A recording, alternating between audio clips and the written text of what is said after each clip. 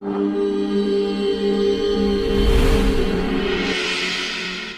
the basic ingredients of life, this elemental magic, I'm calling it elemental magic because just with 5 things,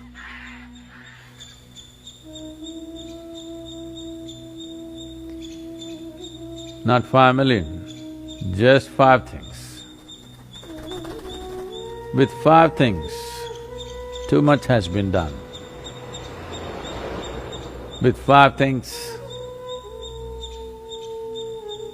what is presenting itself as cosmos, what is presenting itself as life, what is presenting itself as everything that we can see, hear, smell, taste and touch, is well beyond the permutations and combinations that we can think of. If something goes beyond the permutations and combinations, then it's no more mathematic, it is magic. So this elemental magic, to master this elemental magic is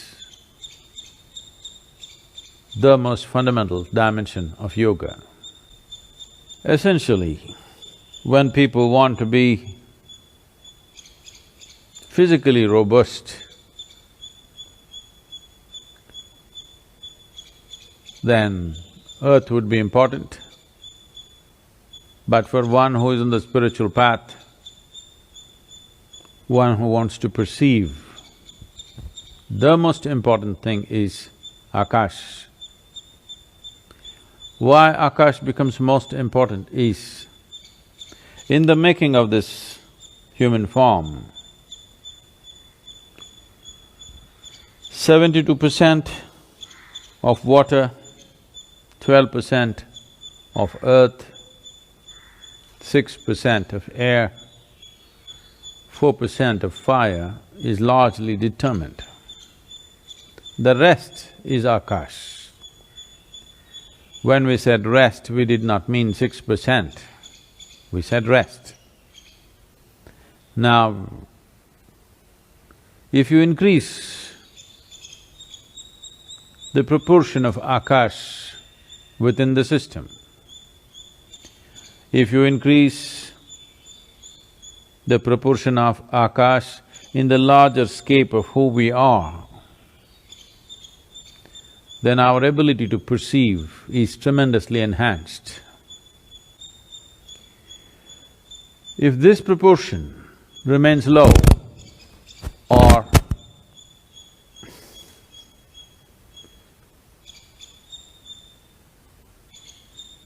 Akash is at its minimal in one's making, then their ability to perceive will be very minimal. Even if they have a great intellect, this intellect will forage in mundane things. It can never rise to perceive something more than that. So in this context, one important aspect of spiritual progress, one important aspect of Vigyan or Vishesh Gyan, if one wants to perceive beyond 5 senses, if one wants to perceive that which is not physical in nature, if one wants to extend his antenna to larger dimensions of life, if one wants to explore the mystical nature of our existence, then enhancing the Akash is a very vital and necessary aspect. Akash is a boundless dimension. When the composition of Akash is enhanced, then boundlessness becomes the nature of one's being. If not boundlessness, at least a boundary that you cannot see and feel. This gives the individual person a great sense of freedom, a great sense of not being tied down to anything. This lack of bondage within oneself is an essential amount of space that one needs if they want to have some mastery over these five elements. This goes for human system also. To keep this system well, to keep this system in an efficient and effective mode, but not being identified with it, is a very important or the very important step one has to take if one has to have mastery over elements. Once there is a certain amount of mastery over the five elements, one will find there is no such thing as what is inward and what is outward, because elements don't respect your boundaries. To put it in the simplest form, as you sit here, you breathe. The air does not respect your boundary, it is constantly in and out. This is not just air, this is happening with everything. The food that you eat and whatever substance we relieve ourselves of and everything else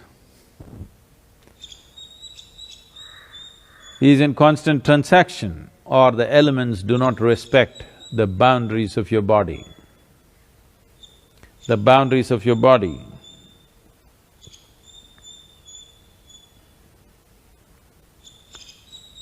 are only for your psychological comfort, but the five elements have no respect for that, and they anyway transact without your permission. So if you have some access to experiencing the nature of the elements, then you also lose the boundaries of your body.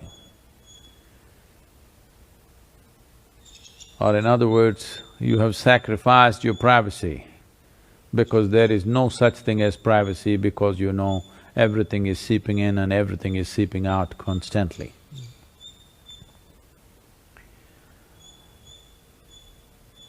When one wants to gain mastery, one of the things that are commonly done is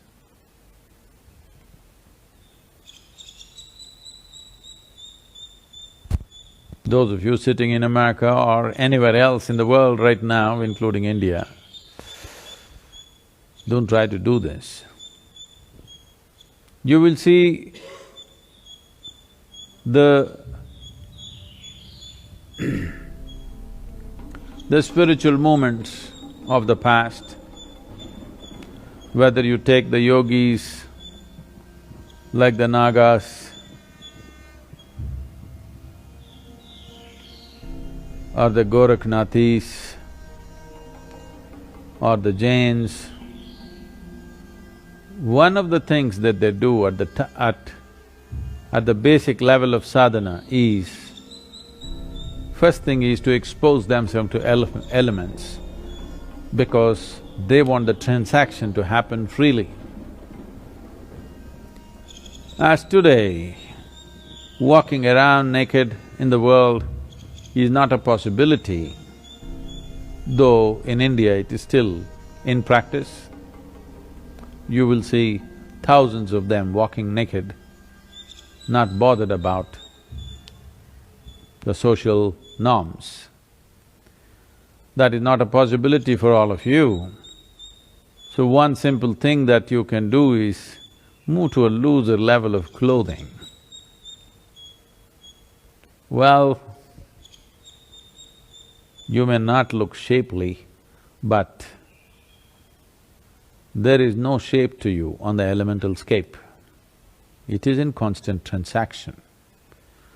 To facilitate this, to be able to be conscious of this, one important thing is there is a little bit of space between your body and what you wear, that it is not tight-fitting clothes. This is one step that one can take to… If you pay attention, you will see beyond this breath, a whole lot of transaction is happening constantly across the body. If one pays enough attention to this transaction, then one will also slowly understand the nature and the composition of the elements within us, then enhancing one dimension or increasing the akash in the system through appropriate practice becomes a possibility. And of course, once I say this, the first question is, Sadhguru, what is that practice? Practice doesn't come first, attention comes first. By attention, if one knows that there is transaction, not by intellect, but by attention, if one knows that there is a transaction, then how to tweak the transaction in our favor is something we can do. First thing is to take charge of the most obvious transactions. The most obvious transactions are breath, food, consumption of water, and the temperature of the body, and the temperature outside. These are the most obvious transactions. Just pay a little more attention to these obvious transactions. It always amazes me how breath, which is such an obvious transaction, and it doesn't happen quietly, it moves the entire body, but most people never ever notice it. If you can't notice your breath, how to notice anything subtler than that, because breath is a noisy activity, it is happening. If you bring attention to these things, how you eat, how you drink, how you breathe, how you touch everything that you touch, you will see the experience of life will rise to a completely different level. These simple things most human beings are not doing. They're gulping down what they eat and drink, they breathe completely unconsciously, they touch anything and everything without knowing what they're touching or feeling it. Largely it's happening like this for most people. If you bring awareness to that, if you bring… let me not even use the word awareness because it means many things to many people, bring more attention to that. If you are far more attentive to these things, then without slowing down anything, this is important, because people think that when you're breathing, you should not be doing anything else, just you must be breathing. When you're eating, you must be eating, when you're drinking, you must be drinking. No, that is the beauty of being human, that we have a cerebral capability of conducting complex activity within us and still be able to pay attention. It is like you're driving and you can still have a conversation with somebody. So two levels of attention are happening, just like this. You could be doing whatever you're doing, but pay attention to the breath.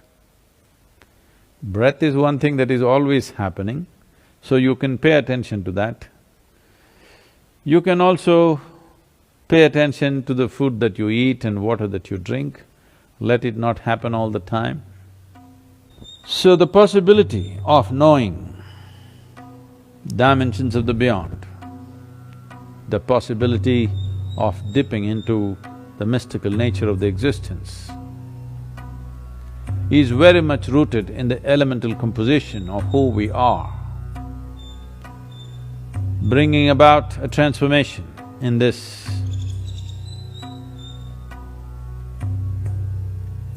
can do fantastic things to you, but one must also understand that fantastic things can also turn your life upside down.